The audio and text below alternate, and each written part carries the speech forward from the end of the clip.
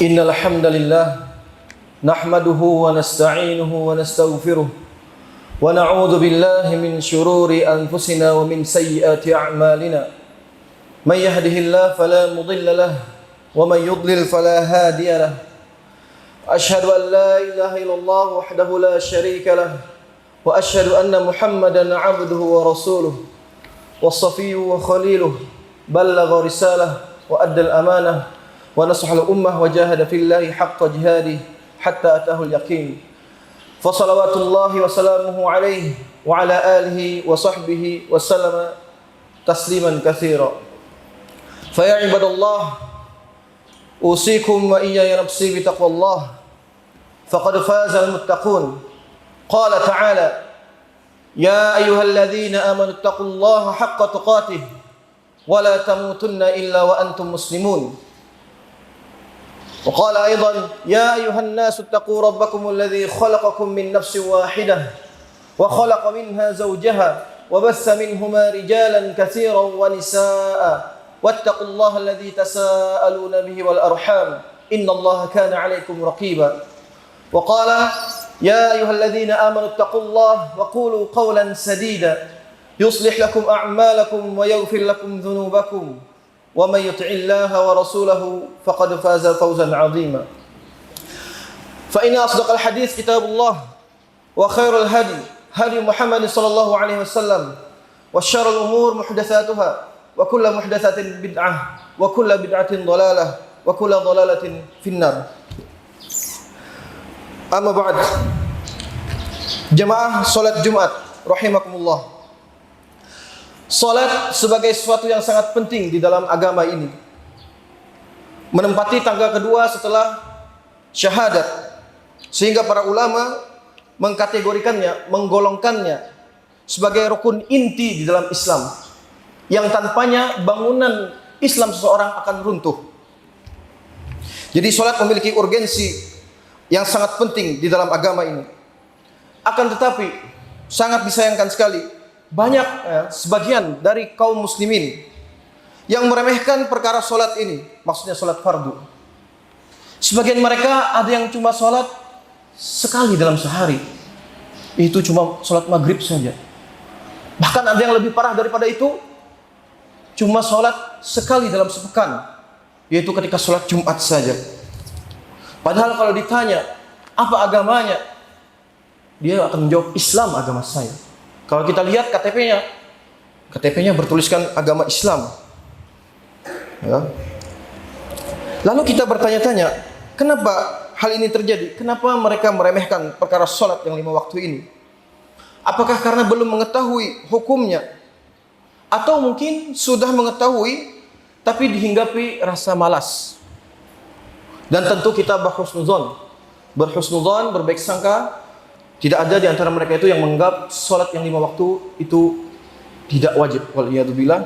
Kalau halnya seperti itu, seluruh ulama sepakat. Mereka yang beranggapan seperti itu tidak wajib, jatuh ke dalam kekufuran. Waliyadzubillah. Maka izinkanlah khotib di dalam khutbah yang singkat ini menyampaikan hukum tentang sholat secara ringkas, juga motivasi berupa dalil-dalil dari Al-Quran maupun hadis, agar kaum muslimin kembali tersadar, terbangun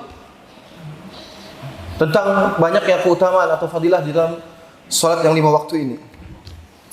Jemaah salat Jumat rahimakumullah, mengenai hukum salat, seluruh ulama sepakat dalam 7 mazhab, baik 4 mazhab yang masyhur ataupun 3 mazhab yang ditinggalkan.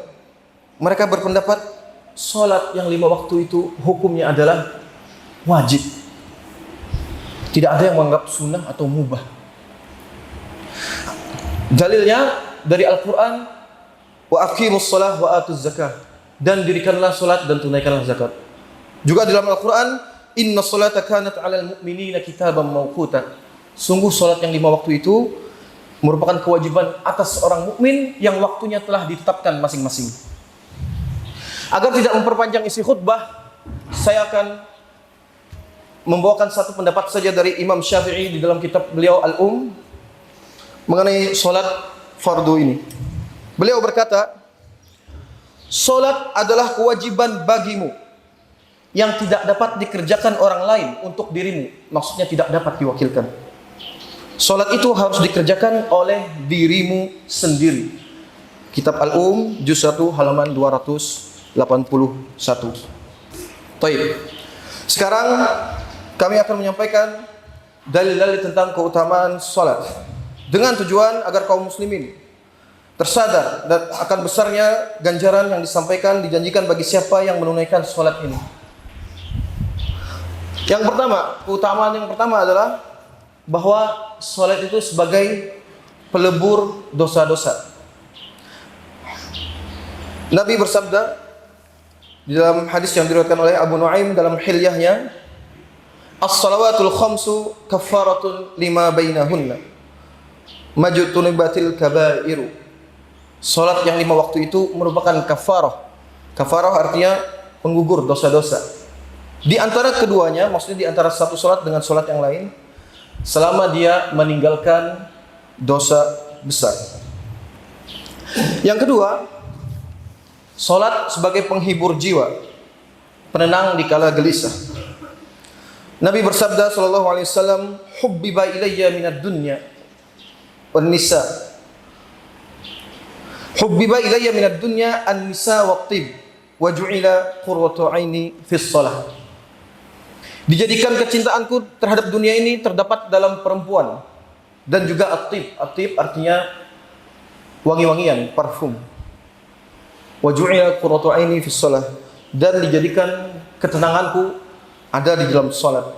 Jadi salat sebagai penghibur jiwa, penenang di kala gelisah. Hadis riwayat An-Nasa'i dan Ahmad. Yang ketiga,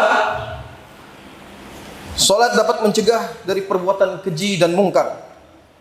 Dalilnya dalam Al-Quran surat Al-Ankabut ayat 45. Allah berfirman, "Wa aqimis shalah, innas salata tanha 'anil fahsya'i wal munkar." Dan dirikanlah salat dan tunaikanlah salat. Maksudnya salat yang 5 waktu.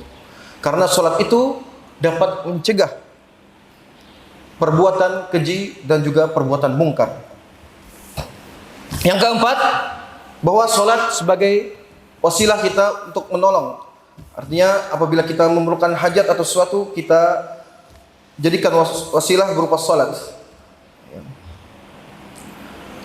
Dalilnya hadis Nabi SAW yang diriwayatkan oleh Abu Daud. Kana an-nabiyyu idza hazabahu amrun shalla. Bahwa Nabi SAW apabila beliau memiliki suatu urusan perkara yang memberatkan beliau, beliau akan melaksanakan salat. Di dalam Al-Quran, Allah berfirman dalam surat Al-Baqarah ayat 45, "Wasta'inu bis-sabri was-salah." Dan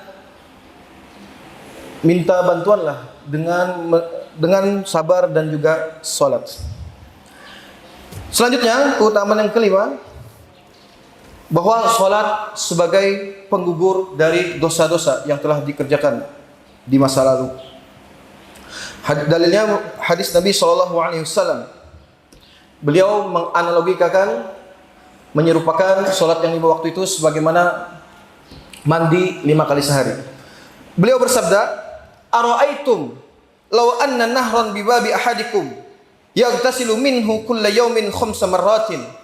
Hal yabqa min daranihi syai'un?" Bagaimana pendapat kalian jika ada sungai di depan pintu rumah kalian, yang mana kalian mandi dengan air sungai tersebut 5 kali sehari? Apakah tersisa kotoran di tubuhnya walaupun sedikit? Para sahabat menjawab, "La yabqa min daranihi syai'un." Tidak tersisa sedikit pun wahai Rasulullah kotoran di tubuhnya. Akhirnya Nabi melanjutkan, "Fadzalika mislu as-salawati al-khamsi yamhullah bihinnal khotoya." Itulah perumpamaan salat yang 5 waktu, Allah menghapuskan dengannya dosa-dosa yang telah lalu. Hadis riwayat Al-Bukhari dari Abu Hurairah.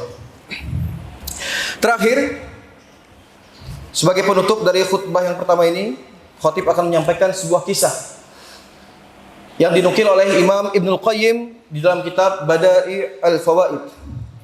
Kisah ini kisah khayalan, tetapi di dalamnya mengandung makna yang sangat dalam, yang sesuai dengan tema khutbah kita kali ini.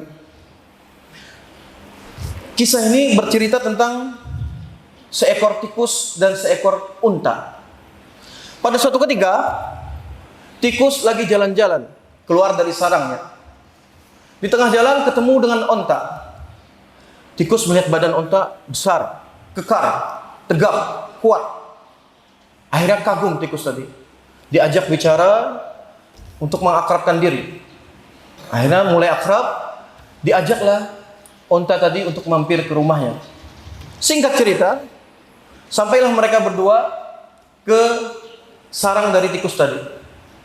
Sesampainya di sana, onta tadi kaget karena mendapati rumah tikus yang sangat kecil. Tentu gak muat dengan ukuran badan unta yang sangat besar. Akhirnya unta tadi berkata, ya, ittakhidh baitan yaliku bimahbubik, aw ittakhidh mahbuban yaliku bibaitik. Saya terjemahkan, ittakhidh baitan yaliku bimahbubik. Carilah rumah yang sesuai ukurannya dengan tubuh orang yang kau cintai. Awit takhidh mahbuban yaliku bibaitik. Atau carilah kekasih, carilah teman, carilah orang yang dicintai yang sesuai dengan ukuran rumahmu. Akhirnya Imam Ibnu Qayyim mengomentari, seperti inilah kita katakan kepada mereka yang lalai terhadap sholatnya. Apa kata beliau? Ittakhidh salatan yaliku bima'budik, aw ittakhidh ma'budan yaliku bisolatik. Kerjakanlah salat yang sesuai dengan kehendak Tuhanmu, Rabbmu, atau carilah sesembahan yang sesuai dengan ukuran atau takaran dari salatmu tadi. Aqulu qawli hadza fastaghfiruh innahu huwal ghafurur rahim.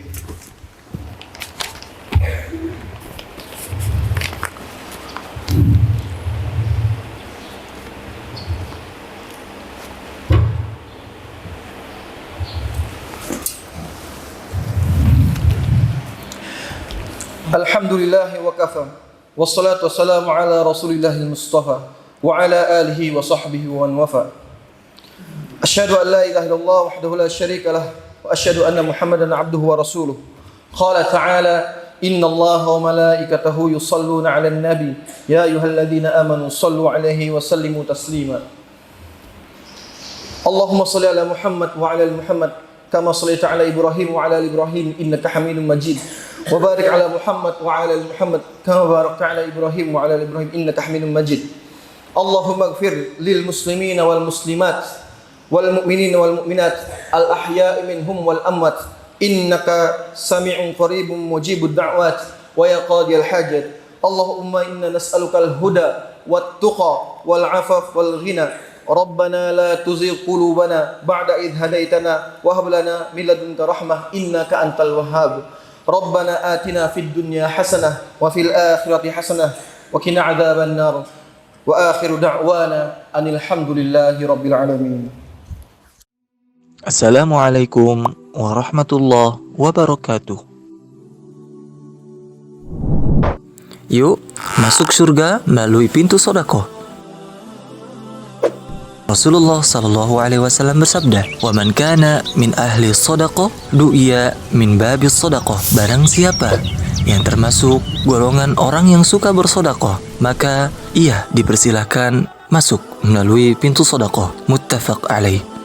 Mari kita sisihkan sebagian harta kita untuk membantu anak yatim dan duafa, penghafal Quran, Ma'had Imam Ibnu Katsir Bekasi. Gerakan 50.000, bangunan masjid lantai 2, bangunan Mahat Akhwat. Salurkan sedekah terbaik Anda ke Bank Syariah Indonesia di nomor rekening 70060011270 atas nama Yayasan Al-Imam Ibnu Katsir Bekasi, kode bank 451. Konfirmasi dan informasi hubungi nomor berikut.